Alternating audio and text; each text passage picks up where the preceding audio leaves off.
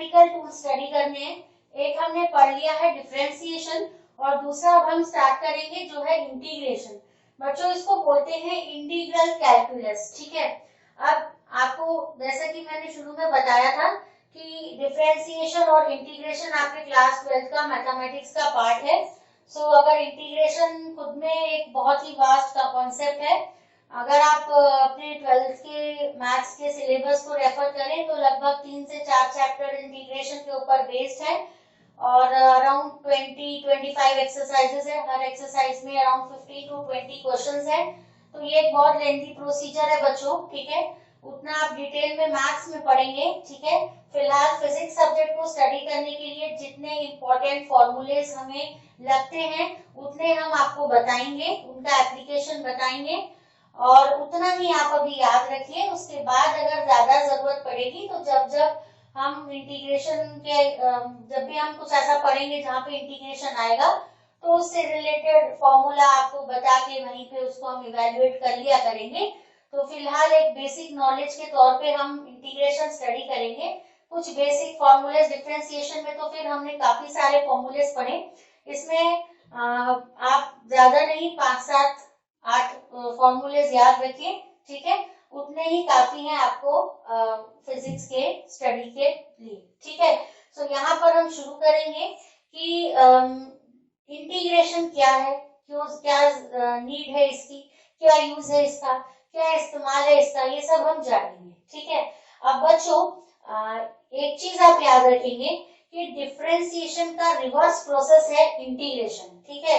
यानी डिफरेंशिएशन का उल्टा समझ लीजिए इंटीग्रेशन। अब यहाँ पर बच्चों, वहां पर जब हम डिफरेंशिएशन पढ़ रहे थे तब हमने क्या यूज स्टडी किया था। डिफरेंशिएशन हमको बताता है कि अगर कोई ग्राफ हमने बनाया जो कि एक कर्व है और वहां पर अगर हमें स्लोप निकालना है तो वो स्लोप हमको मिलता है dy by dx से, ठीक है। स्लोप होता है tan थीटा होता है y2 minus y1 upon x2 minus x1 और उसी को हमने लिखा था dy by dx, जिसको हम रीड करते थे derivative of y with respect to x, ठीक है। यहाँ पर क्या होता है बच्चों हम समझेंगे। मान लीजिए सिंपल एग्जांपल के तौर पे मैंने आपको लिखा s इज इक्वल्स टू, ठीक है, अब s is equals to t square, s is equals to t square. s बच्चों डिस्प्लेसमेंट है, ठीक है, टाइम t जो है वो टाइम है, ठीक है। तो आपको डिस्प्लेसमेंट और टाइम दिया हुआ है, मैंने आपसे पूछा वेलोसिटी कैलकुलेट करके मुझे बताइए, ठीक है। तो आप सिंपल आंसर देंगे मुझे। आप सब जानते हैं वेलोसिटी क्या होता है, velocity is displacement upon time, ठीक है। तो आपका आंसर होगा ma'am v will be equal to ds by dt, है ना। वेलोसिटी क्या होता है बच्चों, डिस्प्लेसमेंट अपॉन टाइम। तो आप बोलेंगे velocity is derivative of displacement with respect to time और इसको आपको कैलकुलेट भी करना आता है। यहाँ पे कौन सा रूल लगेगा, x to the power n, सिर्फ फर्क क्या है, x की जगह क्या है t, तो आपका आंसर क्या आएगा, आपका आंसर आएगा 2 into t। तो आप मुझे बता दिए कि वेलोसिटी कितनी आई, 2 into t। यहाँ तक आप समझे हैं। पर अगर मैं आपसे पूछूं, मैंने आपसे कहा v is equals to t square plus 1, ठीक है, मैंने आपको दिया v is equals to t square plus 1 और मैंने आपसे पूछा कि मुझे आप डिस्प्लेसमेंट बताइए, ठीक है, मुझे आप डिस्प्लेसमेंट बताइए। तब आप क्या करेंगे, ठीक है, आप तो यही जानते हो वेलोसिटी होता है डिस्प्लेसमेंट अपॉन टाइम, ठीक है। तो अगर मैंने आपको वेलोसिटी दी और आपसे पूछा कि डिस्प्लेसमेंट बताइए तो आप मुझे क्या आंसर देंगे, सोचिए। आप तो यही जानते हो ना, वेलोसिटी होता है डिस्प्लेसमेंट अपॉन टाइम, ठीक है। तो मैंने आपको वेलोसिटी दी और आपसे डिस्प्लेसमेंट जानना चाहा, ठीक है। तब आप क्या करेंगे, तब आपके पास कोई तरीका है, अगर देखिए मैंने आपको डिस्प्लेसमेंट दिया तो आपने वेलोसिटी निकाली, कैसे निकाली, आपने डिस्प्लेसमेंट को डिफरेंशिएट किया विद रिस्पेक्ट टू टाइम, मतलब आपने s का डेरिवेटिव निकाला और मुझे वेलोसिटी बता दी, ठीक है। पर अगर मैं आपको वेलोसिटी देती हूँ और डिस्प्लेसमेंट पूछती हूँ तो यहाँ पर आप जिस मेथड का यूज करोगे डिस्प्लेसमेंट को फाइंड करने के लिए वो होगा बच्चों इंटीग्रेशन। क्या होगा? इंटीग्रेशन। मैंने आपको क्या बताया? Integration is the reverse process of differentiation. देख लीजिए, मैंने डिस्प्लेसमेंट दिया, वेलोसिटी निकाली, कैसे? इंटीग्रेशन करके।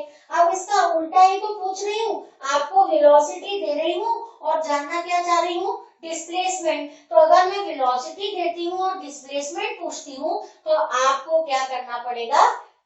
इंटीग्रेशन। समझ में आया? ठीक है, डिस्प्लेसमेंट से वेलोसिटी निकालना है तो डिफरेंशिएशन किया, और वेलोसिटी से अगर डिस्प्लेसमेंट निकालना है तो हमें क्या करना पड़ेगा? इंटीग्रेशन। ठीक है, उल्टा। S से V निकालने के लिए क्या किया हमने? डिफरेंशिएशन। V से S निकालने के लिए उसका उल्टा, यानी कि इंटीग्रेशन करेंगे। ठीक है, तो आइए समझते हैं इंटीग्रेशन क्या है, कैसे इंटीग्रेशन की हमें जरूरत पड़ी। ठीक है, अब बच्चों वहां पे भी जब हम डिफरेंशिएशन समझ रहे थे तो हमने कुछ ग्राफ्स जो है वो ग्राफ्स के जरिए हमने समझा था। ठीक है, तो यहाँ पे भी हम थोड़ा सी स्टडी करेंगे ग्राफिकली। ये दो ग्राफ्स जो आपको दिख रहे हैं बोर्ड पे, ये हम आपको समझाएंगे क्या है। मान लीजिए बच्चों, मैंने एक सिंपल सा ग्राफ बनाया। ठीक है, मान लीजिए मैंने ये x है, x एक्सिस, और ये y एक्सिस, मैंने एक ग्राफ बनाया। ये ग्राफ एक स्ट्रेट लाइन है। ठीक है, और मैंने आपको पूछा कि ये स्ट्रेट लाइन या ये ग्राफ एक्स एक्सिस के साथ कितना एरिया बना रहा है। ठीक है, कितना एरिया कवर कर रहा है। ये आपका ग्राफ है, ये आपकी एक्स एक्सिस है, तो आप देख सकते हो ना बच्चों। ठीक है, ये जो ग्राफ है, ये जो लाइन है, वो एक्स एक्सिस के साथ कुछ इतना एरिया कवर कर रही है। ठीक है, तो मैं अगर आपसे पूछूं व्हाट इज द एरिया, ठीक है, covered by the graph with the x axis, तो आप बहुत इजीली निकालेंगे। आप बोलेंगे एरिया, आपका आंसर क्या रहेगा? एरिया अंडर द ग्राफ, है ना? Area under the graph is nothing but area of triangle बच्चों, है ना? आगे अगर आप ट्राइंगल का एरिया निकाल लेंगे तो आपको पता चल जाएगा कि ये ग्राफ जो है एक्स एक्सिस के साथ कितना एरिया कवर कर रहा है। मान लीजिए ग्राफ कुछ इस तरीके से दिया होता मैंने आपको, ये देखिए यहाँ पे मैंने ये स्ट्रेट लाइन बना दी। ठीक है, अब मैंने फिर से आपसे वही सवाल पूछा कि बताइए ये जो ग्राफ मैंने बनाया है ये एक्स एक्सिस के साथ कितना एरिया कवर कर रहा है। ठीक है, तो आप मुझे आंसर देंगे इतना एरिया कवर कर रहा है। ठीक है, और ये तो थोड़ा सा इसको मैं ये थोड़ा रेक्टेंगल शेप का बना ली। ठीक है, ये ऐसे बना ली, इतना एरिया कवर करेगा। तो आप बोलेंगे area under the graph is nothing but equal to the area of the rectangle. तो कितना इजी है, यहाँ पर आप मैथ्स के रूल यूज कर पा रहे हो। ट्रायंगल का मदद से, ट्रायंगल के एरिया की मदद से आप एरिया अंडर द ग्राफ निकाल पा रहे हो। इधर एरिया ऑफ द रेक्टेंगल निकाल के आपको area made by the graph with the x axis पता चल जा रहा है ना? तो यहाँ पे चीजें आसान है। यहाँ पे हमने लिख दिया area of the triangle is the area under the graph, और यहाँ पे area under the graph is nothing but area of the rectangle. तो ये चीजें तो बच्चों आसान लग रही हैं। पर मान लीजिए अब यहाँ पर मैं ग्राफ के नेचर को बदल देती हूँ। ठीक है, तो ये मैंने क्या किया, अब जो मैं ग्राफ बनाऊंगी वो स्ट्रेट लाइन नहीं बनाऊंगी, वो एक कर्व होगा। ठीक है, वो एक कर्व होगा। सो ये है एक्स एक्सिस और ये है वाई एक्सिस बच्चों। आप देखिए मैंने जो ग्राफ बनाया वो ऐसा है। ठीक है, क्या ये एक स्ट्रेट लाइन है? नहीं। अब मैंने आपसे वही सवाल फिर से पूछ लिया। मैंने आपसे पूछा कि ये कर्व जो है एक्स एक्सिस के साथ कितना एरिया कवर कर रहा है, बताओ। तो आप पहले एरिया मार्क कर लेंगे भाई, ये ऐसे है ना, ये पूरा एरिया जो है ना, ये जो ब्लू लाइन है, ठीक है, ये कितना, ये पूरा एरिया जो है आपको ढूंढना है। ठीक है, अब आप ही बताइए क्या यहाँ पे कोई मैथ्स एप्लीकेबल होगी? नहीं। तो फिर क्या करें, कैसे निकालें? तो इस काम को हम कर पाएंगे हमारे इंटीग्रेशन की मदद से। इंटीग्रेशन हमारी मदद करेगा इस एरिया को हमें कैलकुलेट करके देने के लिए। ठीक है, क्या मैथ्स में जैसे स्ट्रेट लाइन बनाया था, ट्रायंगल का आपको आता है एरिया निकालना, स्क्वायर का आता है, रेक्टेंगल का आता है, क्या कहना चाहिए, अलग अलग रूल्स है, मतलब अलग अलग तरीके से अलग अलग शेप के वो बनेंगे आपके टाइप्स बनेंगे, कोई रेक्टेंगल बनेगा, कोई पैरेललोग्राम बनेगा, कुछ भी बनेगा, ठीक है। पर यहाँ पर तो ये तो कोई ज्योमेट्रिकल फिगर है नहीं, तो फिर यहाँ पर एरिया निकालने के लिए हम यूज करेंगे इंटीग्रेशन का। तो शायद मुझे ऐसा लगता है आप अभी इतना समझे होंगे कि इंटीग्रेशन किस काम का है ना, कहाँ पर हमारे काम आ रहा है, ठीक है। इस टाइप की सिचुएशंस जहाँ पे कोई मैथ्स एप्लीकेबल नहीं हो सकती एरिया कैलकुलेट करने के लिए, वहां पर इंटीग्रेशन हमारी मदद कर रहा है। चलिए अब देखते हैं इंटीग्रेशन की मदद से हम कैसे एरिया निकाल पाएंगे, ठीक है। तो बच्चों अब मैं क्या करने जा रही हूँ, ये देखिए मैंने एक छोटी सी स्ट्रिप बनाई, ठीक है। ये छोटी सी स्ट्रिप को मैंने कट कर लिया, ठीक है बच्चों। अब स्ट्रिप मैंने कट कर ली। अब आप देख रहे हो कि ये जो छोटा सा लेंथ आपको दिख रहा है ना, बहुत छोटी सी तो लेंथ है, बहुत छोटा सा डिस्टेंस है, बस यहाँ से लेके यहाँ तक। इस बहुत छोटे से डिस्टेंस को हमने लिख दिया dx, ठीक है। ये x एक्सिस है ना भाई, x एक्सिस की छोटी सी लेंथ को हम क्या बोलेंगे, dx। अब ये देखिए y एक्सिस में ये आपका से फॉर एग्जांपल मैंने लिख दिया कितना, y1, ठीक है। इस स्ट्रिप को यहाँ अलग से मैं रखती हूँ। ये देखिए ये स्ट्रिप मैंने यहाँ पे, वो वाली स्ट्रिप मैं यहाँ बना रही हूँ, ठीक है। मैंने आपको बोला ये जो स्ट्रिप है ना, इसका एरिया निकालिए, ठीक है। तो आप समझ गए कि ये क्या है, इतना पार्ट ये dx है आपका, ठीक है, ये dx है। और ये पार्ट कितना है बच्चों, ये पार्ट है आपका y1, है ना। ऐसे क्यों बनाया, वो स्ट्रिप को, ये स्ट्रिप हमने कट करी ना, ये स्ट्रिप इस तरीके से, ये स्ट्रिप हमने कट करी बच्चों, ठीक है। और मैंने आपको बोला इस स्ट्रिप का आप क्या निकालिए, एरिया। तो आप मुझे आंसर दे देंगे, आप मुझे बोलेंगे area of strip is equals to क्या आएगा, लेंथ इनटू ब्रेड्थ, तो क्या आएगा बोलिए, y1 dx। वेरी गुड, एक काम हो गया। अब मैं एक काम करती हूँ, यहाँ पर ये दूसरी स्ट्रिप मैंने काट ली, ठीक है, ये मेरी सेकेंड स्ट्रिप है। अब यहाँ पर भी आप देखेंगे ये छोटी सी जो लेंथ है, इसको मैं फिर से क्या ले रही हूँ, dx। और ये वाला जो पार्ट है y का, इसको मैंने ट्रीट कर लिया कितना, y2। अब मैंने आपसे पूछा ये वाली स्ट्रिप का एरिया निकालिए, ठीक है। ये स्ट्रिप 1 है, ठीक है। अब मैं निकालती हूँ एरिया ऑफ स्ट्रिप 2, ठीक है। तो क्या आएगा बच्चों बताइए, y2 into dx। Very good. चलिए मैं एक काम करती हूँ, मैं यहाँ पर एक और स्ट्रिप काट लेती हूँ। ये मैंने एक और स्ट्रिप कट कर ली, है ना। अब यहाँ पर आप देखिए फिर से ये कितना हो जाएगा, यहाँ से यहाँ तक ये हो जाएगा आपका dx, ठीक है, ये हो जाएगा आपका dx। और अब इसको मैंने यहाँ पे लिख लिया, से फॉर एग्जांपल मैंने इसको यहाँ पे ये फाइंड आउट किया, ये कितना है y3, ठीक है। सो अब मैंने आपसे बोला ये थर्ड वाली स्ट्रिप का एरिया निकालिए, ठीक है। ये जो थर्ड वाली स्ट्रिप है ना बच्चों, ये आप देख सकते हो, ये मैंने ऐसे मार्क कर लिया, ठीक। ये थर्ड वाली स्ट्रिप का एरिया निकालिए। तो आप मुझे बताएंगे कि area of strip 3 is equal to y3 into dx, है ना बच्चों।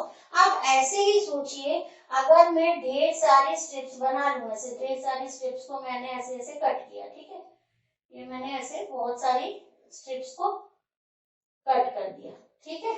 और इन सब के एरिया निकाल लिए, ठीक है।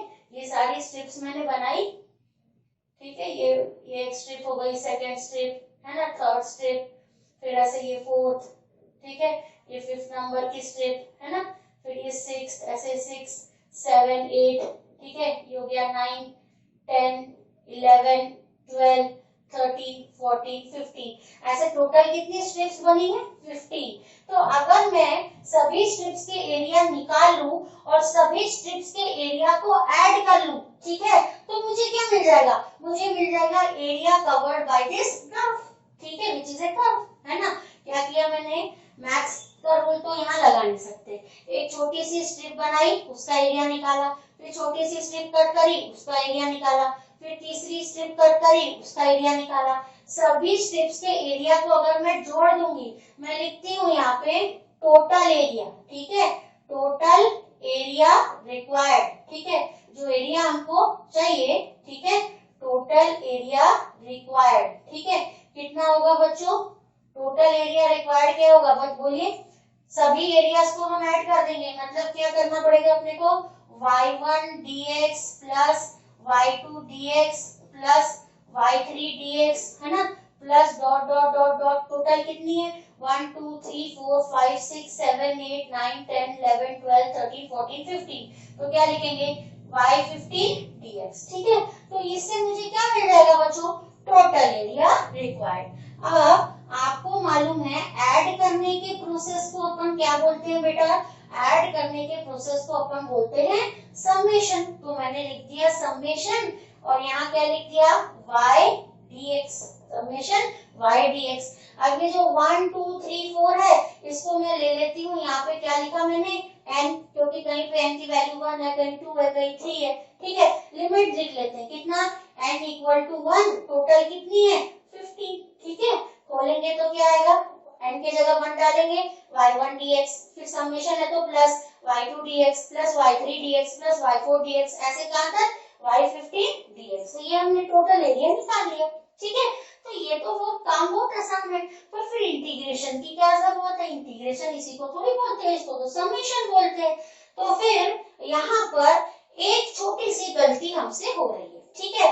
अब देखिए जब मैंने इस स्ट्रिप को काटा, ठीक है, ये देखिए इस स्ट्रिप को मैंने क्या ट्रीट किया, इस स्ट्रिप को मैंने एक रेक्टेंगल की तरह ट्रीट किया। किस तरह ट्रीट किया, रेक्टेंगल की तरह। तो रेक्टेंगल की तरह ट्रीट किया, जैसे मान लीजिए यहाँ पर ये स्ट्रिप की मैं बात कर रही हूँ, ठीक है। तो ये देखिए ये रेक्टेंगल हो गया, ये वाला पार्ट और ये वाला पार्ट, ये वाला जो गैप आपको दिख रहा है ना, देखिए अगर ये स्ट्रेट लाइन है क्या कर्व, नहीं, अगर स्ट्रेट लाइन होती और मैं स्ट्रिप्स बनाती तो ये देखिए ये सभी रेक्टेंगल बनते, पर ये स्ट्रेट है क्या, नहीं, ये तो कर्व है। तो ये देखिए ये मैंने ऐसे बनाया तो ये रेक्टेंगल है, ठीक है। अगर मैं ब्लैक कलर से मार्क करके बताऊं तो ये देखिए आपका रेक्टेंगल, ये रेक्टेंगल मैंने कंसीडर किया, लेकिन ये जो खाली स्पेस है ना बच्चों, ये तो छूट गया, ठीक है। अब देखिए आगे और दूसरी स्ट्रिप बनाते हैं, ठीक है। ये आपकी एक्स एक्सिस है, ठीक है, ये मैंने यहाँ पर ये दूसरी स्ट्रिप बनाई, ठीक है। अब देखिए मैंने क्या कंसीडर किया, मैंने तो ये रेक्टेंगल कंसीडर किया। आप देख रहे हो ये खाली जगह छूट गई, ये इतना सा स्पेस छूट गया बच्चों, ठीक है। इधर भी आप देखेंगे, ठीक है। तो आप देखिए ये देखिए यहाँ पर ये पोर्शन छूट गया, ठीक है। फिर ये रेक्टेंगल माना इसको, ये जगह छूट गई, ठीक है।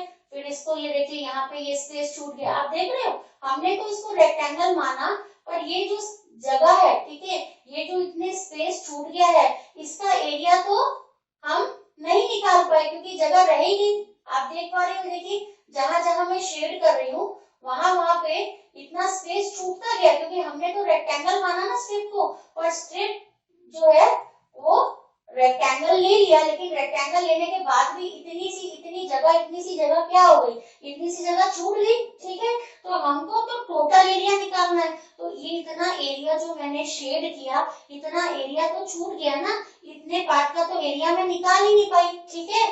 तो इस प्रॉब्लम को, इस एरिया को भी हमें गिनना है, ठीक है, इसको छोड़ना नहीं है, क्योंकि ये जो शेडेड पार्ट है ये भी तो एरिया, टोटल एरिया में आना चाहिए, है ना। तो उसके लिए हम क्या करते हैं, इसको भी कवर करने के लिए हम क्या करते हैं, हम बच्चों समेशन को रिप्लेस कर देते हैं इस सिंबल के साथ। इस सिंबल के समेशन की जगह क्या लिखते हैं, इस सिंबल को, और इस सिंबल को ही हम क्या बोलते हैं बच्चों, इसको ही हम बोलते हैं इंटीग्रेशन, ठीक है। देखिए ये है भी कैसा, कर्व की तरह ही है ना, कर्व रिप्रेजेंट कर रहा है, ठीक है। तो ये है इंटीग्रेशन, ठीक है। तो ये आपका सिंबल होगा, ठीक है। क्यों, हमने समेशन करने से हमारा एरिया निकल जा रहा था, वहां तक बात ठीक थी, पर हमने जो स्ट्रिप्स कंसीडर करी वो रेक्टेंगुलर स्ट्रिप्स थी, ठीक है। अगर ये स्ट्रेट लाइन होता, ये ग्राफ कर्व नहीं होता, स्ट्रेट होता, तो देखिए सभी रेक्टेंगल्स बनते, पर एक्चुअली क्या है, ये ऐसा है। ये देखिए ये एक्स एक्सिस है, तो अब आप देखिए मैंने ये स्ट्रिप काट ली, ठीक है, अब ये स्ट्रिप काट ली, ठीक है, तो ये यहाँ से स्ट्रेट है, ये पार्ट स्ट्रेट है, ये पार्ट स्ट्रेट है, ये पार्ट स्ट्रेट है, लेकिन ये गैप छूट गया ना, ये जो गैप छूट गया है इसको भी हमको गिनना है, इसको भी कंसीडर करना है। इस वजह से समेशन की जगह कौन ले लेगा, इंटीग्रेशन। तो क्या लिखेंगे फिर हम लोग, टोटल एरिया, टोटल एरिया है ना, क्या लिखेंगे, समेशन की जगह क्या लिखेंगे, इंटीग्रेशन y इंटू dx, ठीक है, क्या बोलेंगे इसको, integration of y with respect to x, कैसे रीड करेंगे, integration of y with respect to x। अब बच्चों यहाँ पर हम लिमिट लिखते हैं, नीचे जो नंबर लिखते हैं उसको बोलते हैं लोअर लिमिट, ऊपर वाले को बोलते हैं अपर लिमिट। एरिया मुझे निकालना है इतना, कहाँ से शुरू हुआ, एरिया किसके साथ बन रहा है, एक्स एक्सिस के साथ, तो ठीक है, देख लीजिए एक्स एक्सिस, ये ग्राफ यहाँ से बनना शुरू हुआ, यहाँ पर एक्स का वैल्यू कितना है, 0, ठीक है, यहाँ पे ग्राफ खत्म हो गया, तो यहाँ पर देखिए एक्स का वैल्यू कितना है, x1, तो कहाँ से शुरू किया कैलकुलेट करना एरिया, 0 से, कहाँ तक किया, x1 तक, ठीक है, मतलब x इक्वल टू 0 से x इक्वल टू x1 तक का एरिया हमने कैलकुलेट किया, किसकी मदद से, इंटीग्रेशन से। तो इंटीग्रेशन 0 टू x1, 0 को बोलते हैं लोअर लिमिट और x1 को बोलते हैं upper limit, y into dx, कैसे रीड करेंगे इसको, integration of y with respect to x, ठीक है बच्चों। तो आपने देखा वहां पर डिफरेंशिएशन जब पढ़ रहे थे तो वो कहाँ काम आ रहा था, डिफरेंशिएशन को हम यूज कर रहे थे स्लोप निकालने के लिए। डिफरेंशिएशन क्या था, slope of graph of y versus x, y versus x graph जो कि एक कर्व था उसका स्लोप निकालने के लिए हमारे क्या काम आया था, डिफरेंशिएशन, ठीक है। और इंटीग्रेशन किस काम आ रहा है, इंटीग्रेशन हमको क्या कैलकुलेट करके दे रहा है, एरिया अंडर द कर्व।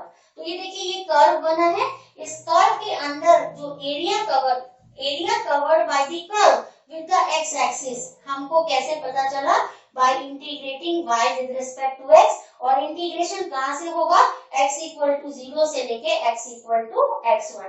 तो देखिए ये सेकंड पॉइंट आपको क्लियर हो गया होगा, integration gives area of graph of y versus x।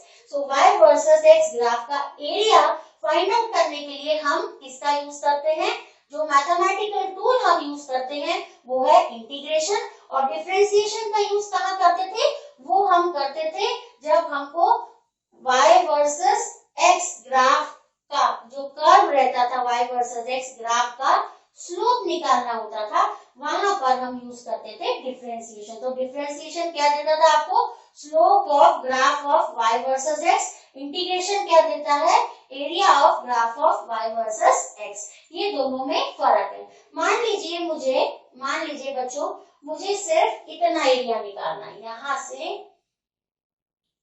Black pen से मार्क करती हूँ मैं, ये यहाँ से लेके मुझे सिर्फ इतना एरिया निकालना है, ठीक है।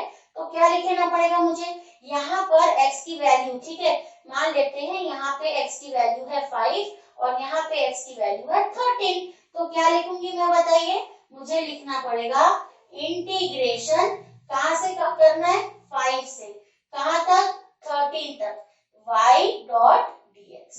सो इससे मुझे क्या मिल जाएगा, एरिया, कितना एरिया, ये वाला एरिया मिल जाएगा मुझे, ये वाला एरिया, ठीक है। ये जो ब्लैक पेन से मैंने दिखाया इतना एरिया निकालना है, तो इस तरीके से हम निकाल लेंगे। तो बच्चों ये था concept of integration. I hope आपको समझा है कि इंटीग्रेशन की जरूरत कहाँ पड़ती है, इंटीग्रेशन का यूज क्या है, ठीक है। एरिया निकालने के लिए हम इसका यूज करते हैं, किस जगह पे एरिया निकालते हैं, जहाँ पे ग्राफ ऐसे कर्व्ड हो, जहाँ पे कोई मैथमेटिक्स हम अप्लाई नहीं कर पाते, वहां पे हम इंटीग्रेशन का यूज करके एरिया अंडर दी कर्व बहुत इजीली कैलकुलेट कर सकते हैं। तो यहाँ पे भी बच्चों आपको अगर देखा जाए तो बहुत सारे फॉर्मूलेज इंटीग्रेशन के, पर अभी हम इस चैप्टर में जो पढ़ रहे हैं इंटीग्रेशन और डिफरेंशिएशन वो सिर्फ बेसिक पढ़ रहे हैं कि भाई आगे अगर आप इस तरीके के कहीं आप अटक जाते हो तो आपको इंटीग्रेशन पता होना चाहिए, कुछ फॉर्मूलेस पता होना चाहिए, उनको कैसे यूज करना है वो सब पता होना चाहिए। तो कुछ फॉर्मूलेस हैं, ठीक है, इंटीग्रेशन के, जो हम आपसे डिस्कस करेंगे नेक्स्ट वीडियो क्लिप में। आई होप आपको ये जो इंट्रोडक्टरी वीडियो था जिसमें हमने आपसे बताया कि व्हाट इज इंटीग्रेशन, उसकी क्या जरूरत है, उसका क्या यूज है, अच्छे से आपको सभी बातें समझी हैं। Thank you very much.